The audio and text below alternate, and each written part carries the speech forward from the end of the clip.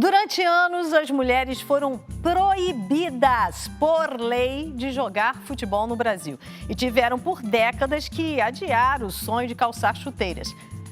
A partir de hoje, na série Deixa Ela Jogar, acompanhamos a história de algumas mulheres que ajudaram e ainda ajudam a construir a história do futebol feminino no país.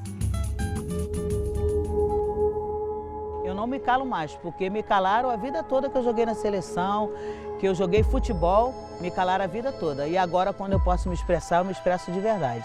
Mulheres e a bola de futebol, um assunto bem polêmico do passado. O primeiro jogo de futebol feminino que se tem notícia no Brasil foi há quase 100 anos atrás, em 1921. Mas foi em 1930 que a modalidade realmente começou a crescer por aqui.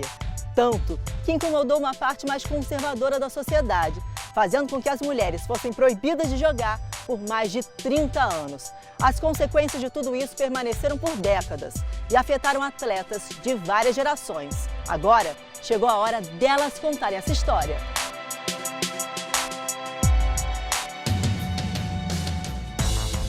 A gente tinha o dom, a gente sabia que tinha o dom. Então, a gente tinha que jogar bola, é o que a gente gostava de fazer e sabia. A gente sabia que a gente sabia jogar bola, entendeu?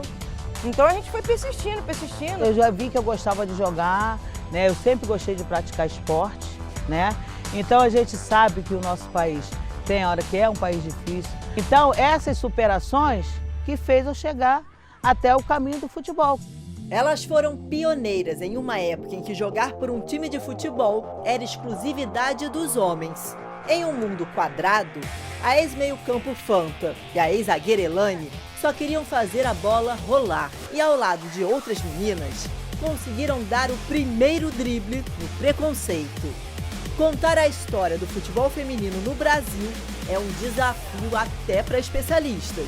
O início do futebol feminino, ele é por si só já a grande pergunta, né? A dúvida.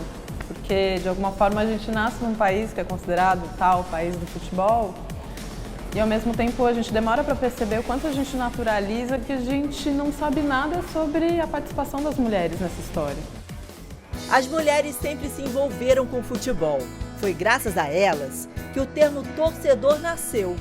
Tudo por causa das senhoras que, no início do século passado, torciam seus lencinhos quando ficavam nervosas na arquibancada durante uma partida do time do coração.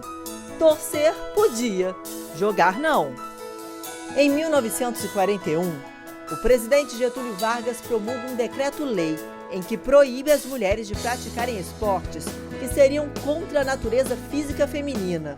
Entre eles estava o futebol. Já em 1965, durante o governo militar, a proibição se torna ainda mais objetiva. O futebol feminino estava banido do território nacional. As mulheres que jogavam nesse período eram marginais, elas estavam à margem da lei ali, né? Então era um ato de resistência continuar jogando bola. E a gente tem uma coisa muito interessante que assim, a proibição caiu em 79, mas até 82 tinha orientação da CBF às federações para que não cedesse campos para as mulheres. Só em 1983, a prática do futebol feminino foi regulamentada, mas os primeiros passos não foram como elas sonhavam. O sexo considerado frágil precisou ultrapassar barreiras que muitas vezes surgiam até mesmo dentro de casa. Meu pai era um grande torcedor, eu com 3 meses tenho foto de fralda e com camiseta de time. E acho que foi natural ele passar esse amor e eu fui pro futebol, naturalmente, eu queria jogar futebol. E aí meu pai, não pode. Com o fim da proibição, clubes como o Esporte Clube Radar do Rio de Janeiro deram asas ao sonho. O time virou uma sensação nos anos 80 e se tornou a base da primeira seleção feminina no final daquela década.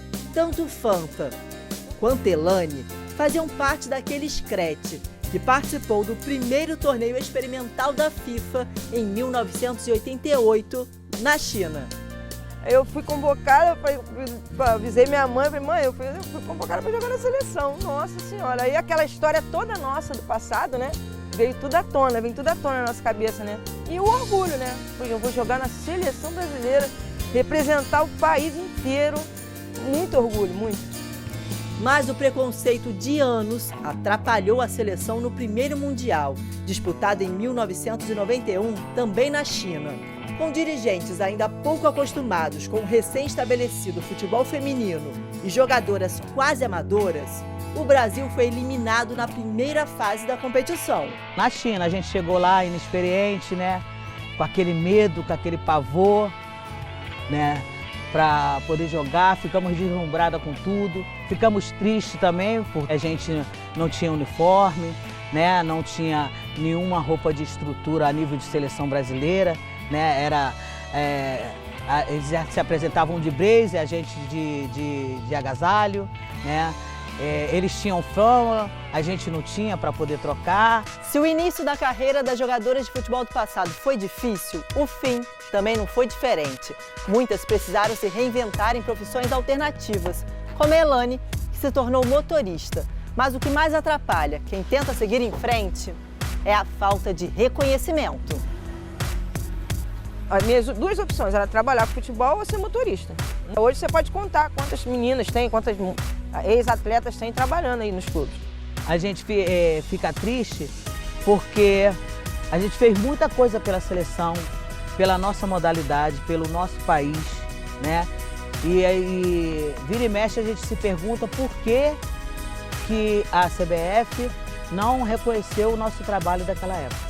Fanta e Elane, duas representantes da história viva, que por muito tempo foi ignorada, mas que não pode mais